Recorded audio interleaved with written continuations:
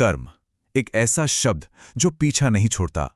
आज की कहानी एक ऐसे ही साधु की है, एक बहुत शक्तिशाली साधु। उसे लगता था वो हर नियम, हर विधान से ऊपर है, पर वो एक बात भूल गया कि कर्म का चक्र किसी को नहीं बख्शता। तो चलिए खोलते हैं इस रहस्यमयी कहानी की परतें। कहते हैं ना, कर्म कभी सवाल नहीं करता, वो बस इंतजार करता है।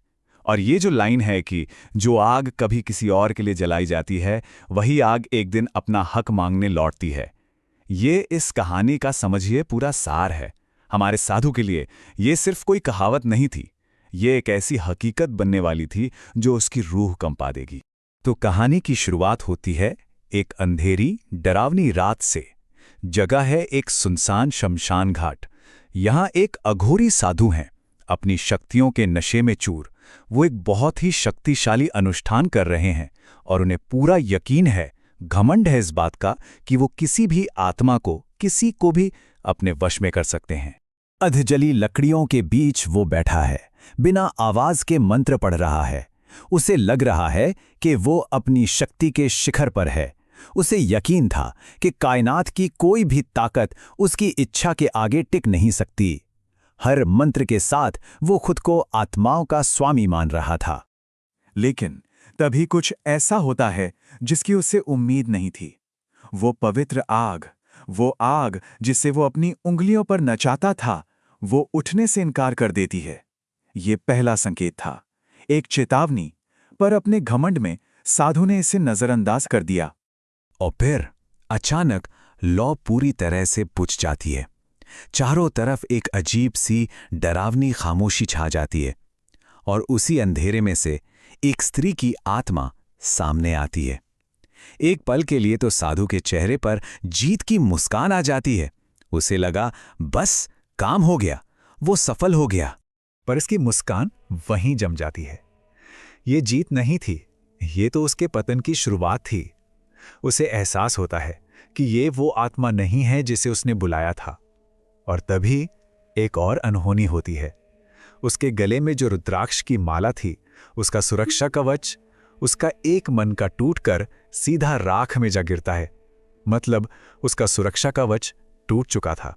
तो जब साधु को थोड़ा होश आता है, वो आत्मा जा चुकी थी, लेकिन वो अपने साथ साधु की सारी शक्तियां भी ले गई थी। एक ही झटके में वो शक्तिशाली अघोरी अब शक्तिहीन हो चुका था। और इसके बाद तो जैसे सब कुछ बिखरने लगा। उसके मंत्र अब सिर्फ बेआवाज फुसफुसाहट बनकर रह गए थे। जिस पवित्र अग्नि पर उसे गुमान था, वो बार बार बुझ जाती। यहां तक कि उसका आश्रम भी रहस्यमयी तरीके से तबाह हो गया। उसकी मूर्तियां सब चकनाचूर हो गईं। जिंदगी में पहली बार उस साधु को अपनी लाचारी का एहसास हो रहा था। और इसी बेबसी के बीच उसे जंगल के कोने से एक बच्चे के हंसने की आवाज सुनाई देती है। अब मामला सिर्फ शक्तियों के खोने का नहीं था, अब ये पर्सनल हो रहा था। कोई अदृश्य शक्ति थी जो उसे सता रही थी। गुस्से और डर में वो उस हंसी के पीछे भागता है, पर वो बच्चा हवा में जैसे गायब हो जाता है। और तभी जब वो अकेला और लाचार खड़ा होता है, एक ठंडी, खौफनाक फुसफुसाहट उसे चारों तरफ से घेर लेती है। अश्विनी, ये नाम उसके कानों में गूंजता है, हर तरफ से। अश्विनी। साधु के लिए ये नाम बिल्कुल अनजान था, पर उसे ये खौफनाक एहसास हो गया था कि कोई अज्ञात शक्ति उसे अपना निशाना बना रही है। अश्विनी, ये नाम उसके दिमाग में घूमता रहता है। वो सोचता है, मैं तो अपराजिता नाम की एक किन्नर आत्मा को बुला रहा था, तो फिर ये अश्विनी कौन है? उसका जो कन्फ्यूजन था, अब वो धीरे धीरे गहरे डर में बदल रहा था। तो जवाब की तलाश में वो वापस उसी शमशान घाट पर जाता है, अपनी नाकामी की जगह पर। वहां उसकी नजर एक लकड़ी के बोर्ड पर पड़ती है, जिस पर हाल ही में मरे लोगों के नाम लिखे थे। और बोर्ड पर अपराजिता का नाम साफ साफ लिखा था। जिस किन्नर की आत्मा को वो बुला रहा था, ये तो पक्का हो गया कि अनुष्ठान सही चिता पर किया गया था। लेकिन इस बात से तो रहस्य और भी गहरा गया। तो सवाल वही था, अगर आत्मा अपराजिता की थी तो ये अश्विनी कौन है? और तभी उसके दिमाग में एक बहुत ही डरावना ख्याल आता है। क्या हो अगर यहां एक नहीं बल्कि दो आत्माएं हों? अब वो जैसे दो पाटों के बीच पिस रहा था। एक तरफ अपराजिता की आत्मा जिसका अनुष्ठान वो कर रहा था, और दूसरी तरफ ये अश्विनी का रहस्यमयी नाम जो उसका पीछा नहीं छोड़ रहा था। उसे लगने लगा था कि वो एक ऐसी पहेली में फंस गया है जिसे सुलझाना उसके बस की बात नहीं। और फिर वो एक बार फिर उस नाम पर ध्यान देता है, अश्विनी। और जैसे ही वो इस नाम के बारे में सोचता है, उसके दिमाग में दबी हुई यादों का जैसे एक सैलाब आ जाता है। यही वो पल था जब पहेली के सारे टुकड़े जुड़ गए, और जो सच सामने आया वो बहुत ही भयानक था।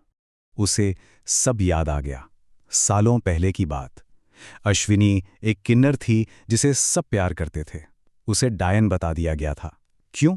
सिर्फ इसलिए कि वो अंधविश्वास के खिलाफ आवाज उठाती थी। उसे घसीटकर जंगल में ले जाया गया और मंत्र पढ़ते हुए साधुओं ने, जिसमें वो खुद भी शामिल था, उसे घेर लिया। और फिर उसने अपनी आंखों से अश्विनी को जिंदा जलते हुए देखा था। ये कोई अनजान आत्मा नहीं थी, ये उसके अपने पाप थे जो लौट कर आए थे। ये कर्म था जो अपना हिसाब बराबर करने आया था।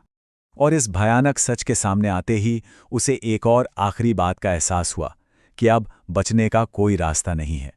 कर्म की आखिरी आग अब उसे जलाने आ चुकी थी। अपराजिता की आत्मा उसके सामने खड़ी थी। साधु का सारा घमंड, सारी शक्ति अब सिर्फ डर और पछतावे में बदल चुकी थी। वो घुटनों पर गिर गया, उस दया की भीख मांगने लगा जो उसने कभी अश्विनी को नहीं दी थी। और यहीं पर कर्मा का हिसाब पूरा होता है।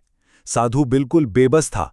आत्मा उसे हवा में उठा लेती है और फिर उसे उसी चिता पर फेंक दिया जाता है। किन्नरों की दूसरी आत्माएं खामोश खड़ी ये इंसाफ होता हुआ देख रही थीं। और फिर वही जलती लकड़ी उसकी तरफ लाई जाती है।